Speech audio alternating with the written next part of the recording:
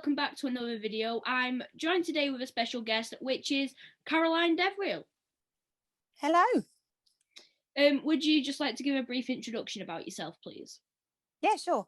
My name's Caroline Deverill, and I, for the past 22 years now, God, that makes me feel really old. I've been working in musical theatre, both on tour and in the West End. And prior to COVID pulling the rug out from all of us, I was playing the alternate Donna in Mamma Mia in the West End.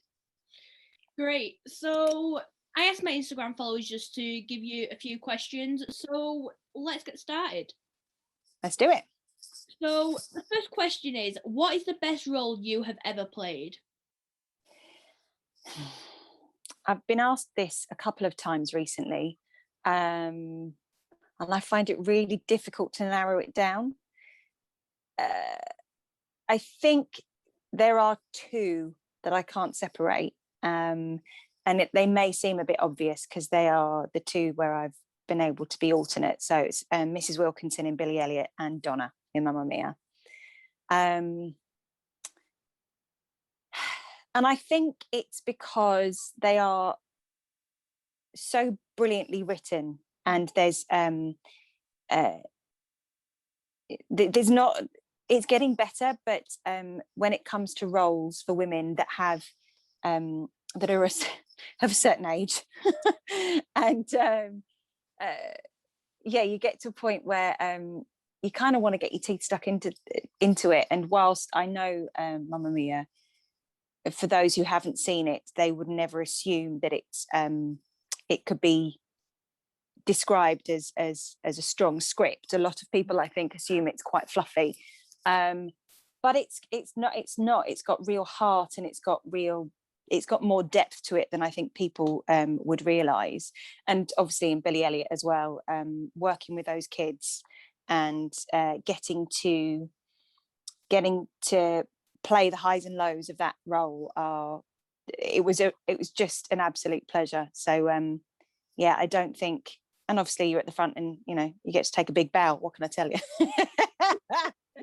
So yeah, they're definitely joint top. Yeah. So what is it like being an alternate? It's an interesting position to have. You feel very fortunate because you get to play the role. You're going to get to play the role at least once a week. The two alternates I've had, it was a guaranteed one show a week.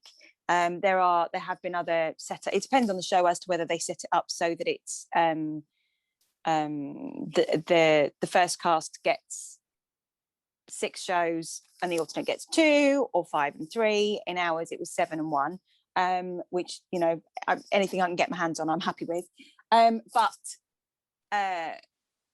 the blessing of that is that you get to go and be front and center guaranteed every week, and then also you get to be in slightly lower pressured situation for the rest of the week, which absolutely has its moments, which is, I was absolutely counting my blessings. My son went through a phase before COVID, actually, in the run up to us all having to stop. He was waking every night, and I was having to, the only way we could see them, he's autistic, and so the varying, I won't go into it, bore everyone with it, but there are varying issues we've had with his sleep and communication.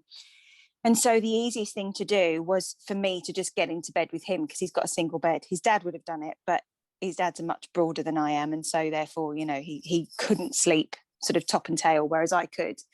So my sleep was broken pretty much every night for a couple of years, which is obviously common for parents, sadly.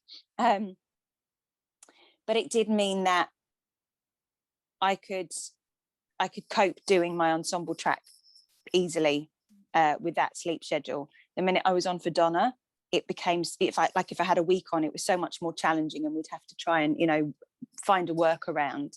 So that was brilliant, that you get their big sort of pressure moment, the big glory moment of being on once a week or however many shows a week, guaranteed. But then you also get to have slightly less pressure being amongst the ensemble and sharing the load a bit greater, if you like, for pressure.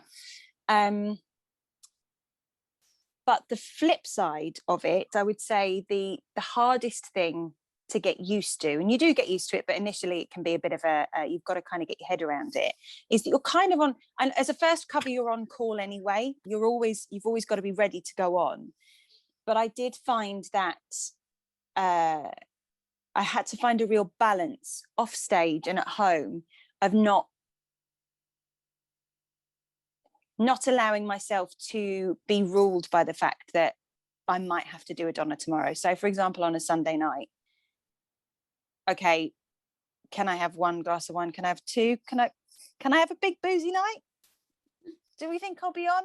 Maybe I shouldn't. And it's knowing your limitations and knowing what you can and can't do. There are some people I know who are blessed that their voices are so robust and their instruments are so strong that, you know, they could probably have a big night and still go out and absolutely smash it vocally the next day. Sadly, I'm such a lightweight that I can't. So it was things like trying to find the balance of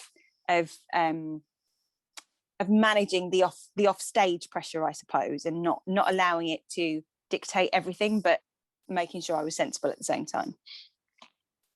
Yeah. So, like you mentioned before, you played Mrs. Wilkinson in Billy Elliot. Yeah. Billy Elliot is my all-time favorite show. I absolutely love that show. 110%, kind of proven. So what was it like actually portraying Mrs. Wilkinson, because she's like such a big part of the story, and like obviously she helps Billy along the way and ends up, well, spoiler alert, helps him get into the Royal Ballet School and stuff like that? It was incredible. It was a real privilege to be able to, it sounds over eggy and it sounds so kind of worthy, but it genuinely was a real privilege being able to work with, of course, the superb adult actors, but those kids were unbelievable. They were so talented and focused and free. Acting opposite kids is a real lesson in playing. You know, they're in it, they're in that moment, they're not spontaneous to the point of, you know, throwing a complete curveball at you, you know, doing it, going outside the structure that you set, but they're so, I think they're so much less bound by, you know, the rules of adulthood, and I think that is a real treat to see and be alongside and learn from. And the role itself, it's just, she's got such weight, she's got such strength, and she's had, you know, she had the potential to go and have a career herself. I believe that's kind of where I was coming from with it. And then she had a family and settled down and was like, well, I can't follow my dream now. I'll just teach. And I think that, not just teach, but I think in her mind, it was that ship sailed. This is what I've got to do. And I think that when you first meet her, she's so in the routine and the mundanity of daily life that's how you see her come across in, you know, a little bit in the class, that it's like, you know, I've seen this before, and she genuinely cares and she wants to infuse the girls with that passion, but by the same token you see that she's kind of worn down by daily life as well. And I think getting the joy of seeing, you know, when she sees Billy and she sees he really has got something and he really has got real talent, you get to play with that, you get to find the joy in that again. She finds the joy in it all. She then, one of my favorite things, because I am as a person, I am so allergic to confrontation. So when at the end of Act 1 Mrs. Wilkinson gets to have that big old argument with Tony and with Dad, I was living my best life. It was absolutely amazing just to be given, you know, the freedom with the words to just let rip. It was just, I used to come off and the hairs on my arms would be standing up with just this complete adrenaline. So yeah, it was just a real treat. She's a very complex character, and it was just, yeah, it was a real joy. I'd love to. That's definitely on my bucket list. Is, you know, if it ever comes back, I'll be absolutely fighting to get in the door to audition for that role again. I would love to play her again, and I'd love to do it in my own right this time, just as a kind of tick. So the one thing that I've always wanted to know about the character of Mrs. Wilkinson is she's such a chain smoker. Yes. Were them fags real? That is the one thing I've always wanted to know. I think there were options. The ones I had were nicotine free. They were the herbal ones, herbal and menthol. So there was no nicotine in them, but I did smoke.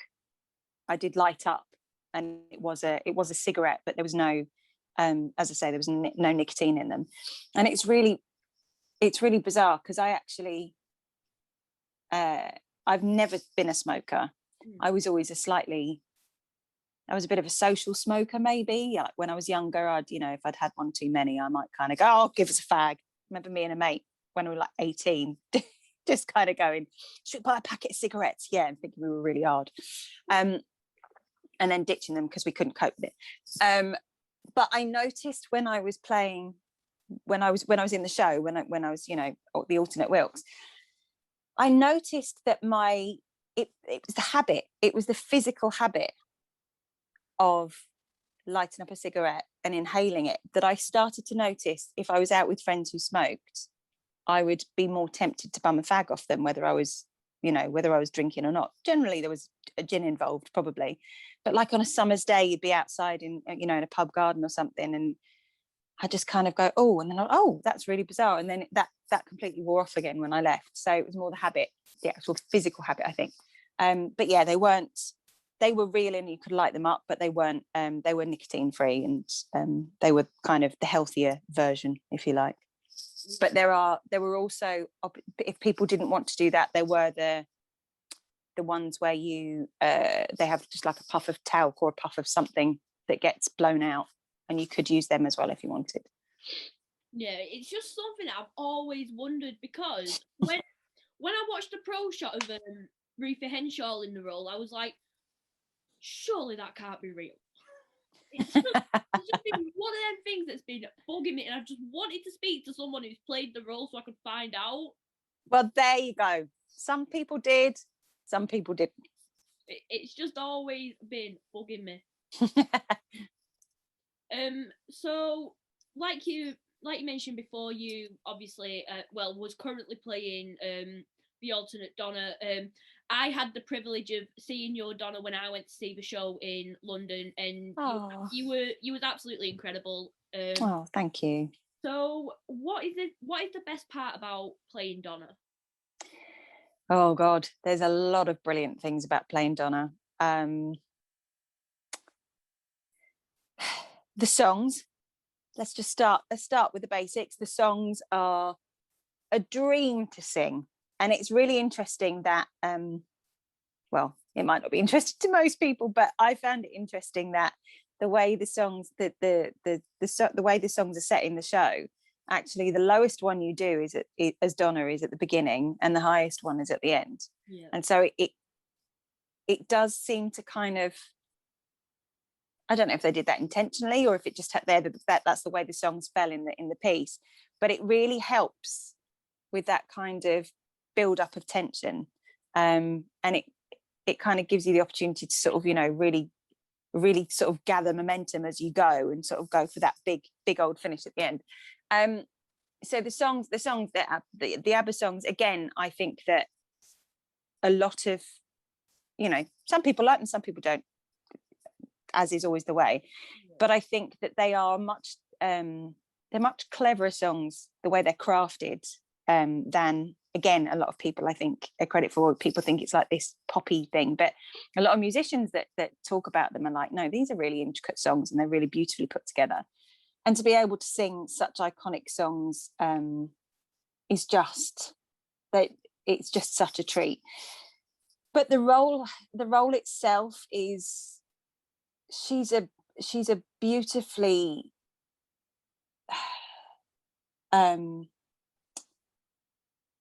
broken isn't the right word, but she's a beautifully imperfect, complicated, frustrating, huge-hearted character. That it gives you I mean, I was there for 3 years, and I'd actually, when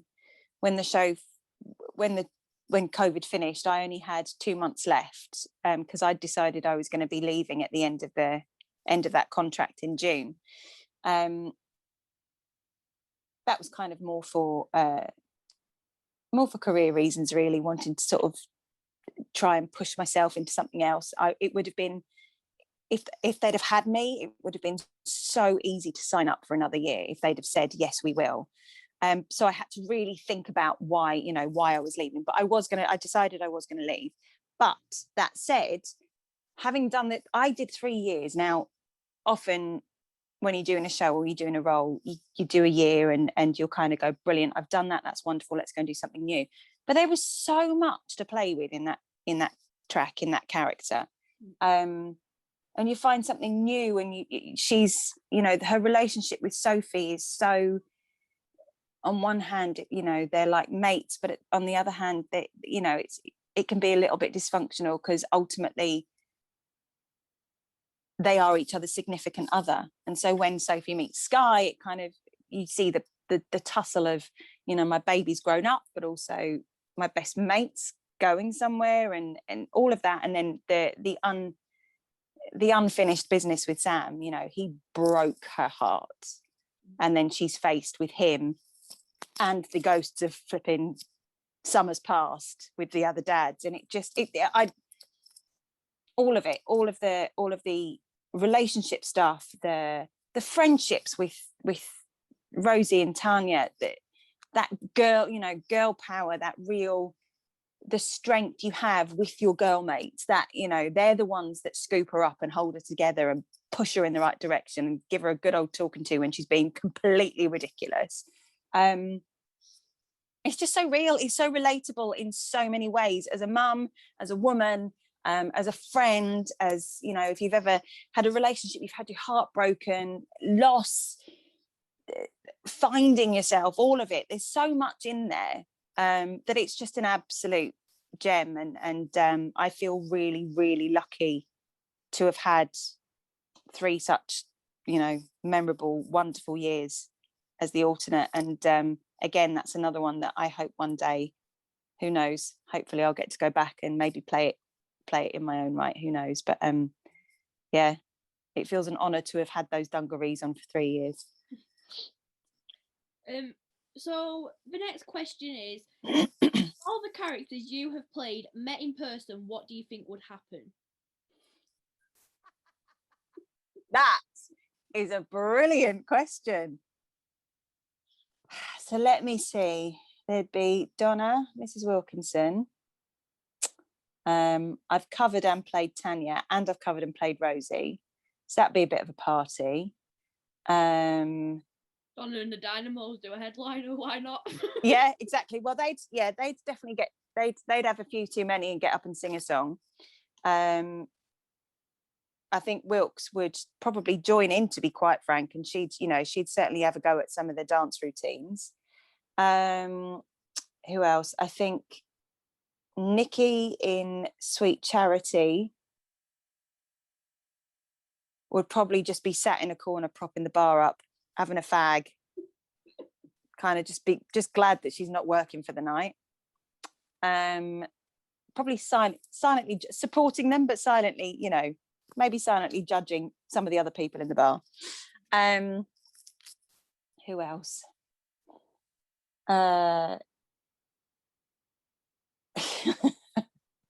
Killer Queen would be DJing, I reckon. I think Killer Queen would be she'd be up there.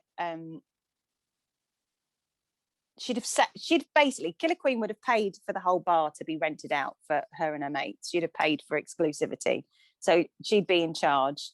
And I think she'd music then. You are probably not a band of music then. No, no. I think she might have loosened up by then. If you give her a drink, I think she'd be all right. See, it's all revolving around alcohol. That's very responsible of me. But yeah, I think she'd be there. I think she'd have her entourage. So she'd obviously have someone there filing her nails, massaging her feet, feeding her grapes. And I think, yeah, all of her minions would be in place. She'd definitely be in charge of the music. I think she'd be virtually DJing. I think she'd just be calling out the shots and they'd have to sing whatever she wanted them to sing.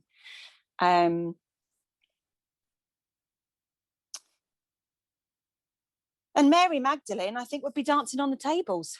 I think she'd be having a high old time, just free and fabulous, just enjoying her fellow girls. I'm sure there's a few more I could add in there. Patsy Cline, KD Lang, they'd be singing a duet. Dusty Springfield.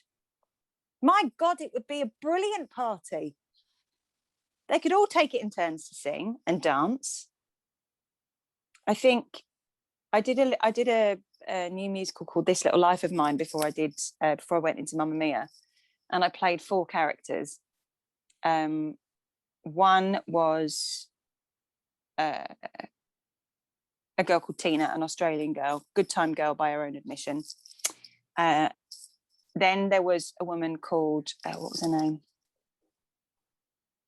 Oh, it's just left me for a minute. But she was a swinger. There was a song about swinging. I played the male lead's mum, and she was a what do you call it? Oversharer, overbearing and oversharing. And the other one was a receptionist. She wouldn't be involved. But again, really strong. Yeah, I think the overriding thing. I don't think I've played any Wallflowers, so I think it would basically be everyone would size each other up to start with, but I think they'd all have a high old time. And I think by the end of it, there would be a very strong sisterhood. They'd all be in love with each other. Killer Queen might be a bit more aloof, but yeah, I think it would be a party to remember. So one musical I did want to talk to you about was We Will Rock You. Yeah. So you played Killer Queen in that, and Queen itself has got some fantastic songs, and it's just overall just like such a fulfill and powerful show. So what was it like for you to like kind of like play a villain in some sort in that show? Like Killer Queen was with that was my first being understudy. I was understudy to Maz, actually. That was my first West End job, and Maz was playing Killer Queen and I was her understudy. And it was my first West End gig, and so it was amazing. It was a dream come true. It was I just couldn't believe my luck. And I had so much fun playing that role. She was just so much fun. And the interesting thing is, how old was I? I was 20. When did I do it? I was 26, I think. When did I go in? 2004 to 2005. See, I was 26, 27, I think, when I understudied that role. And I loved it, but I put so much pressure on myself because having got the job, I felt I then had to constantly prove that I was worth doing it, rather than going, oh my God, I've got this job, this is amazing, and living in the moment. I spent the entire time, I learned so much, almost what not to do in terms of self-belief on that show. I had loads of I had loads of gremlins that I was fighting in my head, and as I say, it was a weird thing. I set myself up to kind of, you know, you've got to be worth this, you've got to be this, you've got to be that. And actually, that, you know, by doing that, you don't let yourself off the hook. And so I think I kind of wish I'd got to play the role when I was older and a little bit wiser, shall we say, purely from an artistic point of view. I think I would have reveled in the fact that she was this villain. And don't get me wrong, at the time I really, you know, I loved being on and I really enjoyed it, but I was so self-conscious and I was so down on myself about, you know, whether I was good enough, or kind of judging myself every single time I went on stage, that I feel like I did myself out of the joy of it a little bit. Yeah. So when I look back on it now, we had a lovely time. I met some amazing people. It was a brilliant cast, and I did enjoy myself and I did learn a lot, but I learned a valuable lesson, and that is kind of what it represents for me now, is this, you know,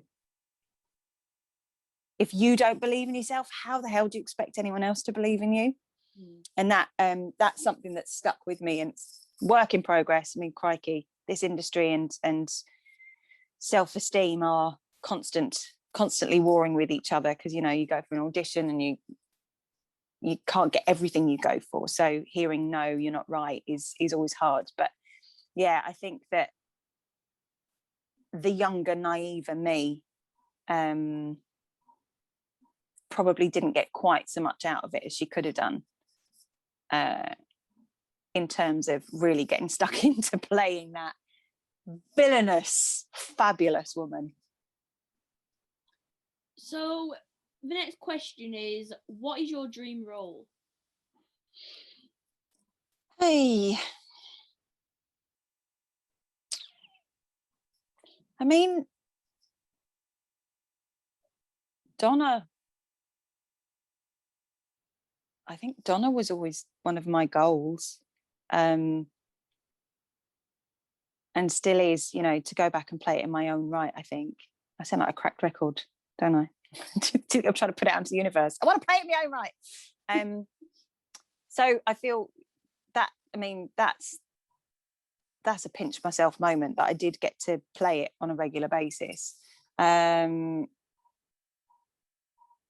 Obviously, when I was younger, Mrs. Wilkinson wasn't around. You know, it's a reasonably new role. Like when I was a teen, or when I was at college, Mrs. Wilkinson wasn't around. But again, those two roles are absolutely up there. I would love one day to play Mrs. Lovett. I played it at college, and I would love to play Mrs. Lovett. That would just be heaven. And again, another new one, only been around for a couple of years, but I would really love to play Margaret New in Everybody's Talking About Jamie. Everybody. Cracking role, absolutely cracking role. I mean, who did I see play? I saw Rebecca McInnes play it. Phenomenal.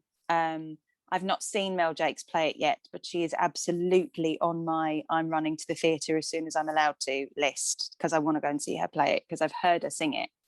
And oh my God, that voice. So yeah, to follow in their footsteps would be incredible one day. And I'd really love to play Heidi in Dear Evan Hansen. That's another one that I just think would be an absolute treat. Well, I say treat, it's quite a dramatic. It's not exactly Moonlight and Roses, is it? It's quite heavy themes, but I think that would be a really good show to be a part of. But yeah, it's a funny thing, because I don't often see myself in a role, until maybe it comes up and I'm put up for it to audition for it, and then I allow myself to see myself in it. But I think I've always kind of, there's only been a handful that I've sort of dared dream that I might one day play. Yeah.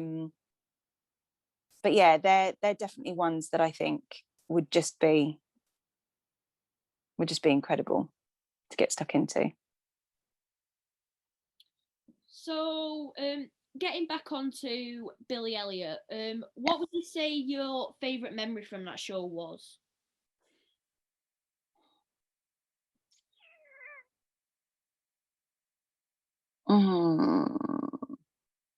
There are a lot. For different reasons. One of my favourite memories, because it made me laugh, not on stage, but it amused me, was I only ever had to take over halfway through the show or partway through the show once. And our leading lady, her voice just conked out at the end of Shine. And she was coming down, she was obviously coming down with a really nasty sort of throat infection. And so I then got ready, and she finished Solidarity, and then they stopped the show. And then Solidarity, yeah, they did Solidarity, and then the scene afterwards where Dad comes into the ballet girls, and then the toilet scene, and then it goes into something else. And I joined in. I started or took over from the first lesson, and Genevieve, who was playing Mrs. Wilkinson, for a start, I think she's taller than me. She's also, I think at the time I was, I think she's a bit older than me. She's much better endowed in the womanly area department, and so physically we're completely different shapes, and we just look very, very different. And so they did the announcement, curtain went up, we started, and of course the beginning of that scene is really quiet, because it's all about Billy being a bit awkward, showing, she's all enthusiastic, and he's sort of bringing out all his tins of beans and I could just hear the audience going, "Oh blimey, oh she's different, she looks a bit young," and they're literally having this conversation while I'm just sat there facing Billy. Like I felt like turning around going, I can hear every word, and so can everyone. You could just hear everyone giggling because they were hearing it as well. So that's one of my favourites, because it was just the fact that they were commenting on how different we looked. That really made me laugh. Every time I got the opportunity to be on stage with a new Billy, was incredible. On their first night, that was a real treat. There was something so special about being there for their debut. Likewise, if you got to be on, or I was never on for their last show ever, but when I knew I was having whatever my last show was with a particular Billy before they left, they were always just really special, especially when you do that last scene and you have to say goodbye. It was rare that you weren't just completely sobbing. And again, my first and last shows, I mean, there's so many different reasons, but my first show, it's always weird, your first show, because it's daunting and you've not bedded it in yet, you've not done it loads of times and found your rhythm. But it was such a big deal to me, and I had loads of friends in watching. And I remember when I took my bow, and when she comes on and she's doing all the Wilkes comes on from the side in a spotlight and a tutu, I got complete goosebumps that I just couldn't believe I'd got through my first show, and there I was in a tutu with thigh length bright pink leg warmers flapping around like I couldn't believe it. So that was incredible. And my last show, I didn't leave on a cast change, I left a couple of months afterwards, and the guy that played Decker Walmsley, who was playing Dad, on the bit where again Wilkes and Dad sort of have a hug and, you know, sort of make up before they call everyone else on. He ran on stage and he just bent down and he kissed my feet. And it was like, oh my God. And I'm getting a bit emotional thinking about it. But just the fact that he just acknowledged me in that way was just, it was adorable and bonkers and really cute. And yeah, it was, I think I might have done kind of one of those slightly emotional, snotty, snorty cries, you know, where you're fine. And then all of a sudden everything kind of comes out your nose and your eyes at the same time. I think it was not very attractive, not my finest moment. But yeah. Oh, there's so many. But yeah, there's several that I couldn't help but mention. So I've had a few people on who have been in Billy Elliot, and they always seem to think that this question is impossible to answer. Go on. Who was your favourite Billy to work with? Oh, you're so right. It's impossible to answer. Oh man.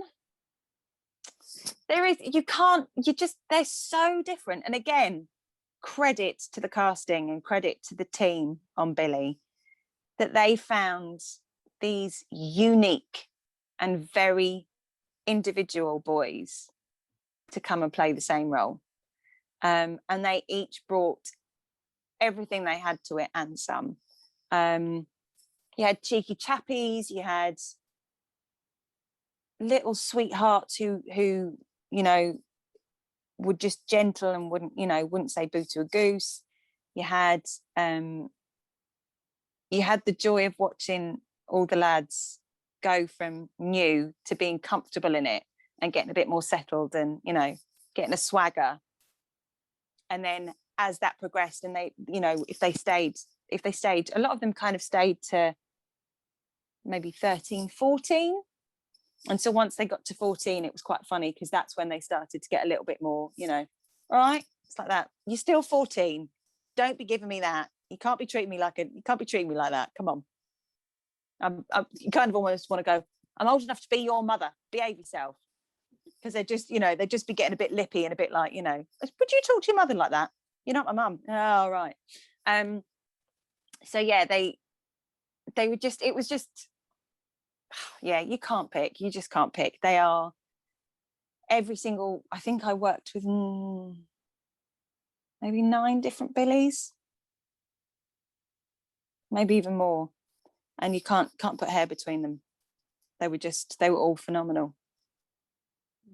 So yeah, sorry, I can't be of any more use to than anyone else in that section. It's understandable because the Billies, even the Michaels and the Debbies and the ballet girls, they go through such intense training to get up to the standard to go on a stage, and yeah, I do not know how they do it.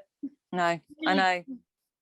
Yeah, they give up so much of their childhood, of their normal childhood and their family life to come and commit to being part of that show. And I mean, look at them. You've got like the first Billy I ever worked with from a rehearsal point of view. My first ever rehearsal as Mrs. Wilkinson was with Tom Holland. The most famous Billy. So you kind of go, oh my God.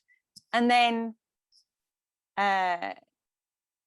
in the same crop of Billies was Dean Charles Chapman.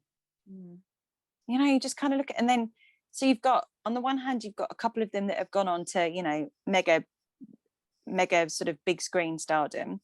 You've also got some of them who've gone on to seriously follow dance training and their dance careers.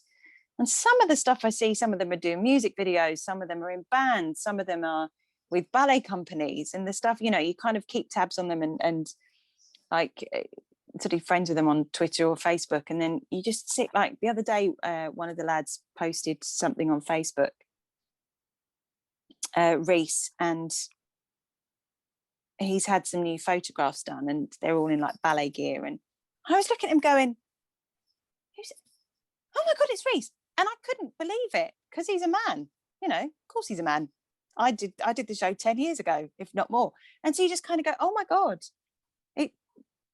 you feel so, I have no right to be proud of them because I had nothing to do with it, but you just feel so proud to have known them, and so sort of chuffed that they've gone on to do whatever it is that their heart desires, whether it's anything to do with the performance industry. Some of them haven't done anything in the performing world, but they're incredible young men who just, and the Debbies and everything, you know, they amaze me. All of them amaze me.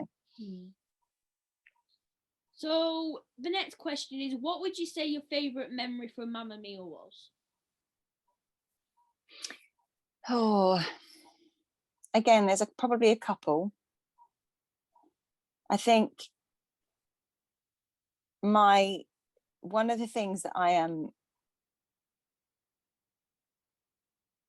hugely grateful for, I think, and feel again really lucky to have done, is we opened as a company with Mamma Mia as the new cast, and then so that was the Monday, and then not that Friday but the following Friday I had my first Donna show, and I did that. We had our cover run in the afternoon. I did the show that night, and we were doing West End Live the next day, and I was doing my ensemble track, but unfortunately Sarah, who was playing Donna at the time, got really poorly. There was this nasty bug going around and it hit her, and so like after the cover run they came to me and said, Sarah's not going to be well enough to do tomorrow, do you think would you be okay to do it? And you know, when you just kind of go, you don't even think about it, it's like, yeah, of course. And so we went along and we did the dress rehearsal. We did like a little sound check over on the stage in Trafalgar Square. And again, I was just like, what is my life? What am I doing? And then, so I did my first show that night. Then the following morning, I got up and I went into London and I got ready with everyone and I got fully into my Donna gear. And I then went and did West End Live as Donna. And was clearly on an adrenaline rush, because I think I shouted after we did Dancing Queen, and you do a little bit of chat to the audience. I shouted to the whole of Trafalgar Square, "Hello, London!" I don't know who I think I am. I don't know who I thought I was. I don't quite know what happened. But talk about taking your moment and going, I'm never going to get this chance again. I'm not going to be in front of this many people with a live mic in a party atmosphere. So that was incredible. Hearing the screams and the cheers and to be part of that was wonderful. So that's a definite highlight. I was also really fortunate to be playing Donna when Bjorn was in watching one night, Bjorn Ulvaeus. And that was a real pinch me moment, because that I was having to work really hard to not think about the fact that he was in the audience, and to just get on with it. And we were partway through the show and it got to One of Us, and you've seen the show, haven't you? So in One of Us, where Donna sits down at the table and she's sort of facing the audience from this angle, the audience is sort of out there, so I can see the MD out the corner of my eye, and I was singing away and I just saw Marcus pick up the phone to backstage, and then I just saw him go like that. I'm like, where's your stop singing. And then I heard from the side of stage, stand up and take 2 steps back. So I did. Curtain came in, and in the scene previous with with Sky, Pepper and Eddie, where they've had the drunk scene, unbeknownst to me, as they'd gone off, the mask had fallen on the floor and glass had smashed everywhere, and Donna's in bare feet at that point. So basically they were just stand still, don't move, and so they had to come on and vacuum get rid of all the shards of glass, cleared the stage for however long it took, and I'm just kind of stood there going, okay. And then they cleared the stage. It's like, start again. And so I had to sing it again. And it was just bizarre, because it's like, this is really weird. This is my first show stop as Donna, and Bjorn happens to be in the audience. It was just really surreal, but it was it was a real I was really proud of the fact that I managed to hold it together, because in situations like that prior, like, you know, if I'd have had to do that in We Will Rock You, I think I probably would have, you know, had some kind of embolism or something. I'd have got so stressed. But I was really chuffed that I managed to kind of hold it together and get through it without, you know, completely freaking. And yeah, just meeting him afterwards was just a proper pinch me moment. So they're definitely two of my favourites, and also being part of their 20th anniversary. Obviously, I was in my ensemble track for that, but being part of the 20th anniversary show, where all the Dynamos, past and present, were on stage, was epic, and the whole team came on, and there was a big party afterwards. That was a real pleasure to be part of. So yeah, that's my hit list, I think. So the next question is, what is the most embarrassing thing to ever happen to you on stage? Two things. Is it just the two? Could be a lot more. There's probably a lot more. Oh, three things. Okay. So my first ever job, Jesus Christ Superstar, I fell. We were doing Simon's song, and there was a point, there were four, the set where they had 4 columns. So as you're looking at it, there were 4 columns, there's a bridge, and Simon and Jesus and Mary are all up there, and Simon singing Simon's song. So he's rallying the troops and kind of building us up to fight. And halfway through the song, there were some steps on the lower level, and I went to run up the steps. I tripped. I landed on all fours with my backside to the audience. And I seem to have this thing, and I've noticed it before when I've fallen over on stage, because I've fallen over on stage a couple of times. I'm not quick getting up. It's like my brain short circuits, and I have this little conversation with myself where I go, oh God, you've just fallen over. Oh no, that's really embarrassing. What are you going to do? Oh, well, I suppose you should get up, really. And that happens in real time. Normal people who fall on stage, the professionals of this world, go down and up in a second. That conversation happens in about 0.2 of a second. They're down and they're up and you don't notice. Me, it took about 6 bars of music for me to have this conversation, and I ended up kind of just rolling over and pulling myself up on the set in this really ungainly, slower than slow motion. And it got to the point where everyone, like, there were people up there facing me, saw it happen, and they were worried, because I'd landed and stayed there for so long, they were worried I'd hurt myself. And then when I got up, how we got through it, I don't know, but I couldn't breathe for laughing at my stupidity. So that was incredible. That was a moment. In We Will Rock You, I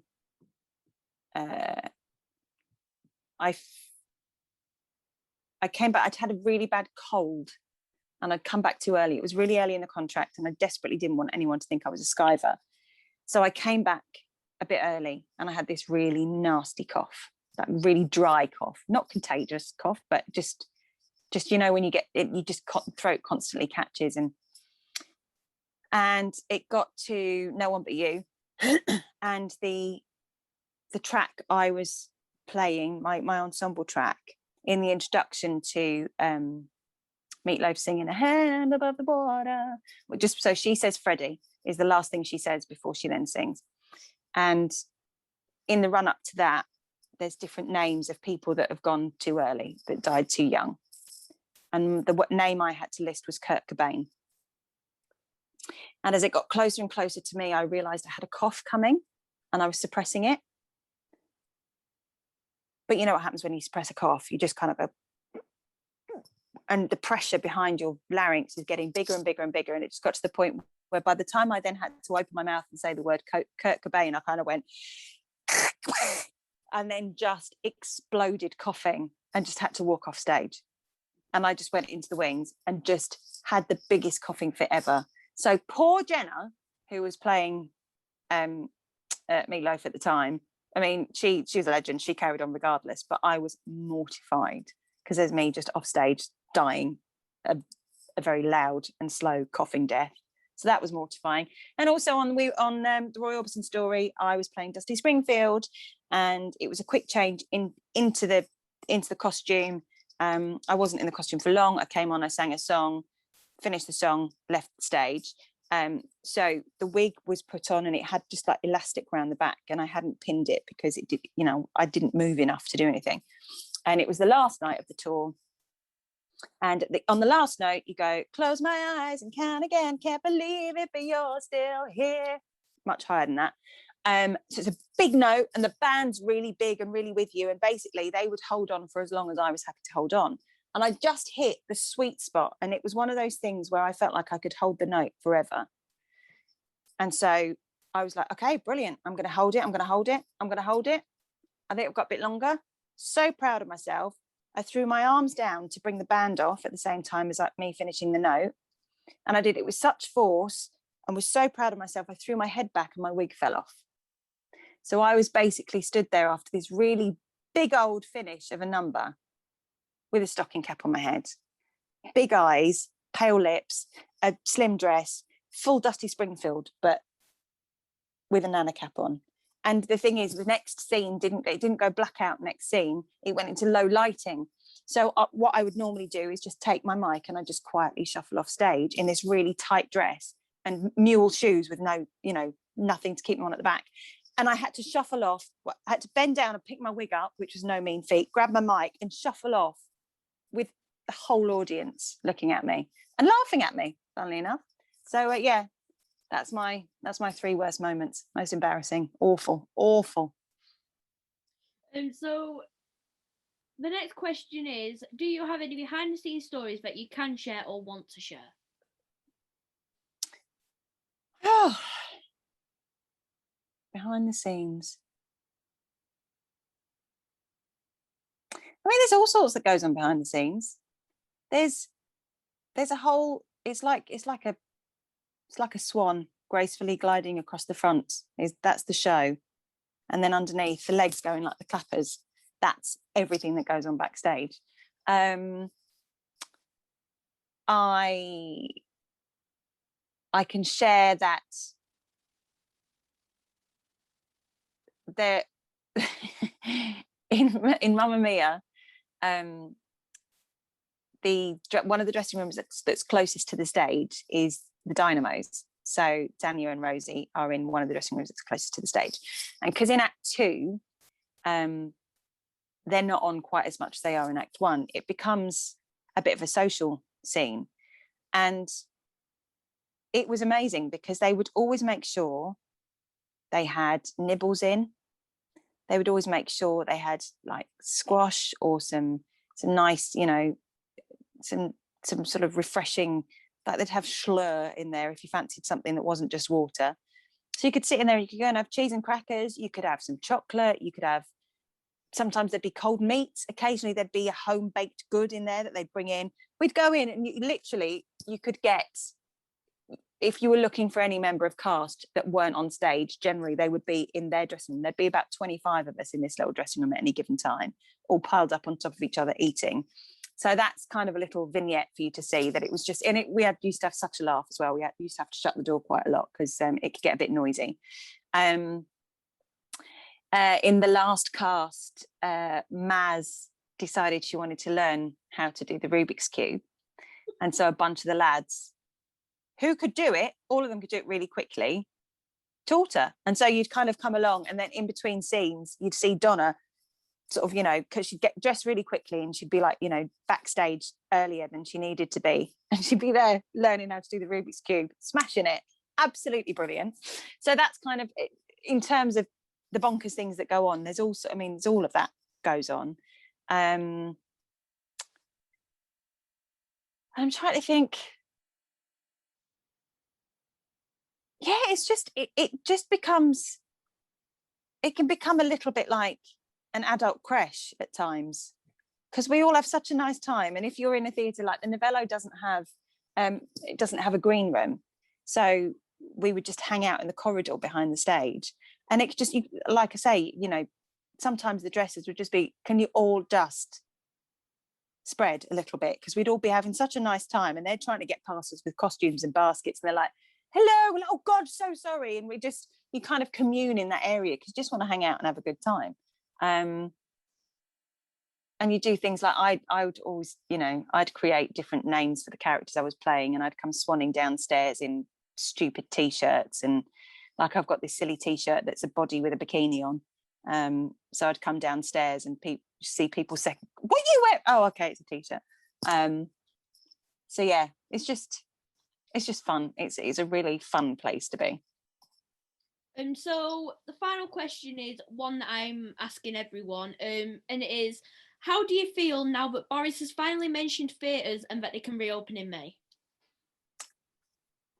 I feel relieved, but as the campaign has said recently, first, you know, so the first ones to stop and the last ones to restart. First out, last in, I think is the slogan. And I feel tentatively hopeful, but I know that the reality is that theatres probably won't be able to get up and running in full and as they always were until everything is safely back to normal. I don't think the producers are going to be able to take the risk. I don't think that they're going to want to take the risk. I think a lot of the theatres probably can't run if they don't have full capacity. So I think it's good. I'm torn because I'm glad that with this roadmap back, they are taking it slowly and they are being careful. Because I think that, you know, without getting political, I think that that's the thing last year, you know, I don't think it was clear enough to everyone that, you know, how serious this is in terms of, you know, lifting regulations and everyone getting back to mingling too soon, and then the R rate goes up and it all goes mental. So I'm really relieved that it is happening slowly and step by step, but it's heartbreaking that, you know, that it will be theatre that's the last thing that happens. But I tell you what, when it does come back, I think there will be people who didn't know they missed it who will be over the moon that it's back. And I think a lot more people will probably end up going to the theatre than ever did before, because it's that thing of, you know, you don't know what you got till it's gone, do you? You don't know, you don't realise how much you want something until you haven't got access to it. So yeah, I think it'll still be, you know, it's going to be the last thing to come back. But I think when it does come back, I think it will have a real renaissance. And I think that it will make a lot of people very happy. So there's just a quick fire round just to finish things off. Okie dokie. So favourite musical? To watch or to be in? Either. Jesus Christ Superstar. Plays or musicals? Musicals. West End or Broadway? West End. Show you want to see revived? Billy Elliot. 100% agree with that. Favourite theatre you have performed in? Favourite theatre I've performed in?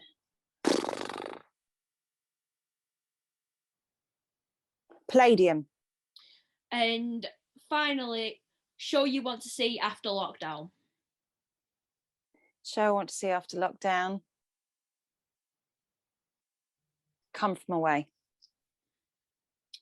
Great. So there you go, guys. If you like this video, please like, comment and subscribe, and I will see you all soon for another video.